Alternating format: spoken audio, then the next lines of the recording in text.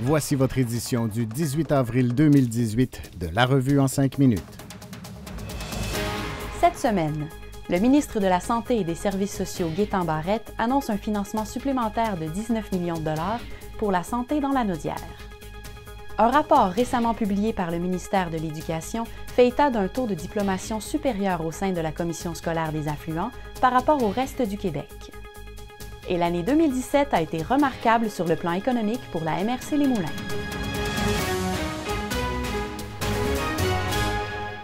Ici Pénélope Clermont, journaliste pour La Revue. Souhaitant améliorer les services de première ligne ainsi que les services spécialisés dans le réseau de santé lanaudois, le ministre de la Santé et des Services sociaux, Gaétan Barrette, annonce un financement supplémentaire de plus de 19 millions de dollars. Cette somme récurrente vise entre autres à combler les écarts de ressources observés dans les différentes régions du Québec. Québec s'est donné jusqu'en 2020 pour atteindre un taux de diplomation et de qualification de 80 %. Selon un rapport publié récemment par le ministère de l'Éducation, le taux de diplomation ou de qualification de la commission scolaire des affluents avait déjà atteint ce taux 3 ans avant la date visée. Quant au taux de décrochage, il affiche aussi de meilleurs résultats que la moyenne provinciale. Voyez les chiffres plus détaillés en page A47. Lambert opticien et optométriste, bientôt 50 ans d'expérience vous attendent au cœur de Mascouche et aux Galeries Terrebonne. L'Assemblée générale du Centre local de développement économique des Moulins a dévoilé des chiffres témoignant d'une activité économique plus que positive en 2017 dans la MRC.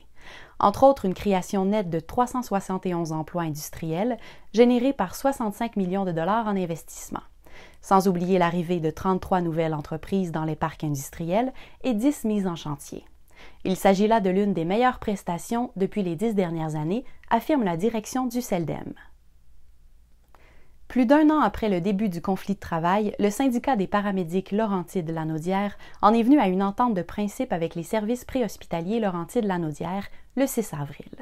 Valide jusqu'en 2020, l'entente a été votée par les 232 membres du syndicat touchés par le conflit de travail à 86 %. Les paramédics continuent toutefois de dénoncer le manque d'ambulances sur le territoire, affectant selon eux le service à la population. Le 28 mars, les 105 salariés syndiqués d'Autobus Termont, qui desservent les écoles de Terrebonne et de Mascouche, ont voté à l'unanimité pour un mandat de grève nationale si le gouvernement refuse d'améliorer les salaires et les conditions de travail des travailleurs. Les syndicats du secteur de transport scolaire ont jusqu'au 27 avril pour consulter leurs membres. Le gardien de but de Terrebonne, Étienne Marcoux, termine sa saison avec le titre de recrue de l'année au sein de l'Indy Fuel d'Indianapolis. Une belle récompense pour l'athlète de 24 ans qui a contribué à la première participation en série de l'histoire de sa formation. Rappelons que Marcoux a pris part au match des étoiles de la Ligue de hockey de la Côte-Est plus tôt cette année, en plus de défendre la cage à 2 reprises du club école des Penguins de Pittsburgh dans la Ligue américaine.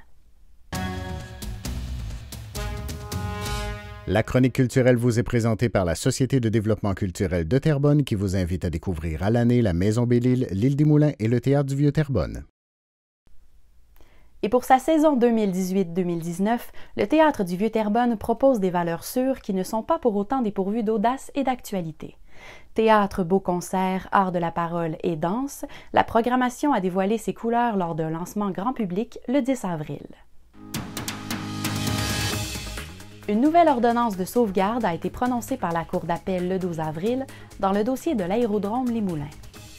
Les étudiants du Cégep à Terrebonne et les personnes âgées de 65 ans et plus continueront de bénéficier d'un tarif préférentiel pour l'utilisation du transport en commun local. Robert Brisebois, conseiller municipal du district 14, élu sous la bannière de Génération Terrebonne en novembre, quitte le parti et siégera dorénavant comme indépendant. Le député d'Argenteuil et ancien député parrain de la circonscription de Terrebonne pour son parti, Yves Saint-Denis, s'est retiré du caucus libéral à la suite d'allégations le concernant. Traditionnel rendez-vous printanier, le Grand McDon reviendra en force dans la MRC Les Moulins le mercredi 2 mai pour sa 25e édition. Et la 19e édition du Salon de l'emploi des Moulins tiendra l'affiche les vendredis et samedis 20 et 21 avril au Centre de formation professionnelle des Moulins. Pour vous y préparer, consultez notre cahier de 12 pages et découvrez les entreprises qui vous y attendront. Qui sait, ça pourrait changer votre vie. C'était votre édition de la Revue en 5 minutes du 18 avril 2018. Pour nous faire part de nouvelles, n'hésitez pas à nous contacter sur notre page Facebook ou encore par courriel à rédaction@larevue.qc.ca. Bonne lecture!